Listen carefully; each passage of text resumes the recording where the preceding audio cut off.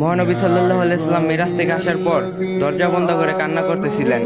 তখন তার মেয়ে ফাতেমা রাদিয়াল্লাহু এসে জিজ্ঞাসা করলেন, আব্বাজান আপনার কি হয়েছে? মহানবী সাল্লাল্লাহু আলাইহি ওয়াসাল্লাম দরজা খুলে কেঁদে কেঁদে বললেন, মা আমাকে যখন জান্নাত দেখানো হলো তখন খুব ভালো লাগলো, কিন্তু যখন জাহান্নাম দেখানো হলো মা আমি সহ্য করতে পারলাম না। সেখানে শাস্তি এতই বেশি যে যা সহ্য করার মতো না। আর সে জাহান্নামে নারীদের সংখ্যা বেশি ছিল। আমি দেখলাম কিছু নারীদের চুলের উপর তুলে রাখছে আর নিচে আগুন জ্বলছে। তাদের চিৎকারে মনে হচ্ছে জাহান্নাম ফেটে যাবে, কিন্তু কোনো ফেরেশতা তাদের আগুন 1 মিনিটের জন্য বন্ধ করে না। তখন আমি জিবরাইল আলাইহিস সালামকে জিজ্ঞাসা করলাম, এদেরকে এভাবে শাস্তি দেওয়া হচ্ছে কেন? তখন জিবরাইল আলাইহিস সালাম বললেন, এরা হলো সেই নারী যারা পর্দা করে চলে না, যে নারী রাস্তাঘাটে চুল বের করে হেঁটেছে, যে নারী বেহায়াপনা করেছে। এসব শুনে ফাতেমা রাদিয়াল্লাহু বললেন, বাবা আমি নিজে পর্দা করি, তবু আজ থেকে এমন পর্দা করব যে সকল মুসলিম মা বোনেরা আমার মতো পর্দাশীল নারী হয়ে ওঠে। এই ক্ষণস্থায়ী দুনিয়ায় মাত্র কয়েকদিনের জন্য এসেছি, তাই দুনিয়া দুনিয়া না করে